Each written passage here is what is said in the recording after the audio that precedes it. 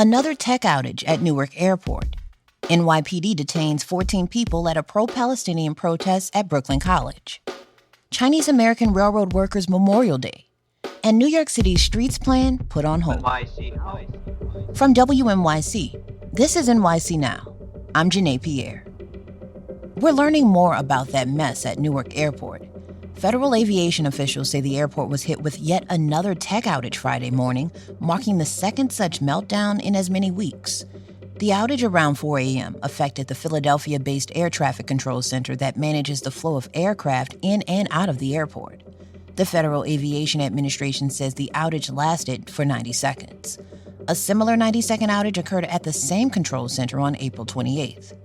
Lawmakers are calling for improved telecommunications technology and controller staffing after the previous meltdown and hundreds of recent delays and cancellations at Newark.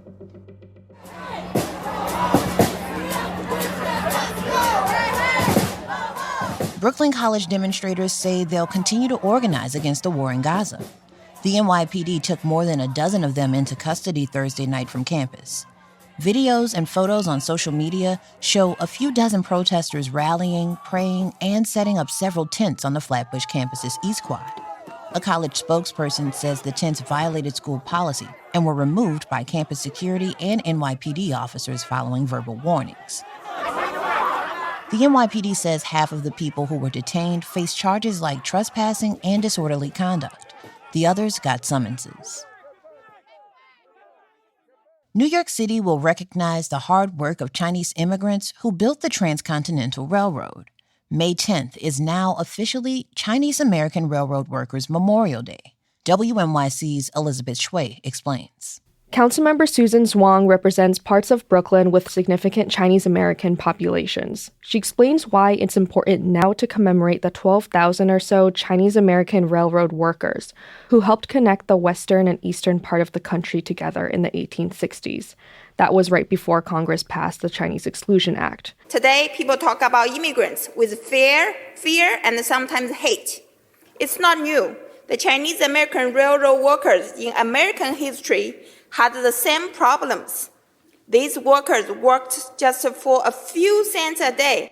Zhuang's resolution passed the city council with a unanimous vote.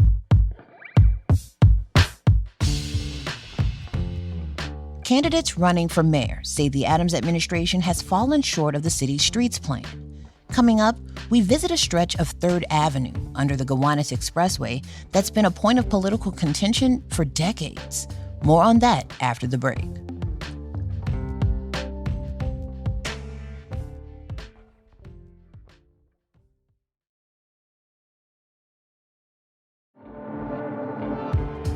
Third Avenue in Brooklyn's Sunset Park is one of the busiest and most dangerous arteries for traffic in the 5 boroughs. A year ago, the local community board adopted a plan to redesign the street, reducing traffic and adding a protected bike lane. But they recently learned that plan is on hold. WNYC's Bridget Bergen has this report on who hit the brakes on this redesign plan. I'm standing on the northwest corner of 60th Street and 3rd Avenue on a recent Thursday morning. Cars, huge tractor-trailer trucks, and lots of pedestrians are all trying to navigate this busy intersection below the rumbling Gowanus Expressway. It's very scary. My wife's brother actually got hit by a car down there a long time ago, yeah. This whole 3rd Avenue, this area is very dangerous. That's Luis Arce, just one of the hundreds of parents rushing to drop their kids off at PS 939 on the corner behind me. He ran with his 5-year-old across 3rd Avenue's 9 lanes. This tension between pedestrians and cars on 3rd Avenue has been going on for more than 80 years, since Robert Moses erected what was first known as the Gowanus Parkway on top of the road in 1941, driving more trucks through what was a residential area to the industrial waterfront. In his lauded Moses biography, The Power Broker, Robert Caro wrote, "If 3rd Avenue was the heart of the neighborhood, Moses tore it out." I came here to meet Julio Peña III, the current chair of Community Board 7. He points at the intersection. We have 9 travel lanes of traffic.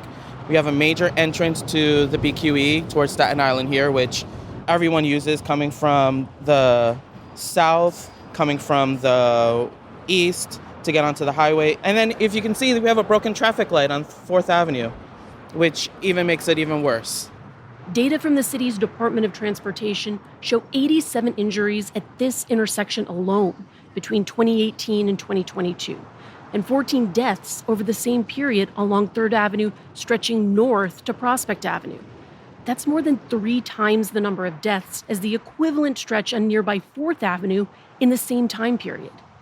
Pena says officials have been clamoring for a safety plan for decades. About 2 years ago, DOT finally came to the table with a safety improvement study that resulted in the proposal for the reduction of a travel lane and the bike lane. The board voted overwhelmingly, almost unanimously on the proposal. The new bike lanes wouldn't reach this intersection, but Pena says other smaller safety improvements would, like wider medians and longer signals. But after the board approved the plan, Pena says businesses began pushing back. So DOT told us that they're pausing on any work for the rest of this year and possibly until the next mayoral administration. Mayor Adams once pledged to be the city's bike mayor, but he's faced withering criticism from street safety advocates for the delays implementing other street redesigns over the course of his 3 years in office. Most of his would-be successors, including city controller, mayoral candidate, and fellow Brooklynite Brad Lander, say the city should be moving faster on this. The Adams administration has fallen woefully short of the NYC streets plan and even of their own promises for delivering on the bus and bike lanes that all New Yorkers deserve. The DOT says they're still collecting feedback in Sunset Park while they work on other projects in the area, like new concrete medians, curb extensions, and signal crossings along 3rd Avenue to enhance pedestrian safety and reduce crossing times. Speaking for local business leaders, Brooklyn Chamber of Commerce President Randy Piers said over email that the redesign vote was premature and called the plan, quote, a big disregard to the generational businesses that have been a part of Sunset Park longer than most of the board members themselves. The name of my store is Frankel's. I found myself in one of those generational businesses during my walk. We're on the corner of 3rd Avenue and 40th Street. I said, we're here 135 years. We sell Carhartt and safety clothes, boots and stuff like that. That's 84-year-old Martin Frankel. His family has owned this store since 1890, selling work clothes and now also Vietnamese coffee and tea. He says the neighborhood has changed a lot as the rents have risen. I used to go to work here every day with 2 guns, a bulletproof vest, and say who got shot over the weekend. Every weekend, somebody got killed in this neighborhood. Now the most dangerous thing in Sunset Park now is gluten. There's also traffic fatalities, according to the statistics. But Frankel says he's got other concerns. They want to take our parking away, basically. It's all about control, and it hurts. Another group representing other local businesses was actively part of the 3rd Avenue redesign planning process. Jesse Solomon leads the Southwest Brooklyn Industrial Development Corporation, which is working to maintain and grow the industrial working waterfront that sits to the west of 3rd Avenue. I think where SBIDC stands is that it shouldn't be a zero-sum game. Like we desperately want and need to see safety improvements to the corridor. She says to keep businesses in the area, people need to get around. They want a safe bike network. But she's also heard concerns about a bike lane here from businesses in the so-called IBZ, Industrial Business Zone. We want to see 3rd Avenue still be conducive to the movement of goods throughout the IBZ, while also finding solutions for folks to get to work.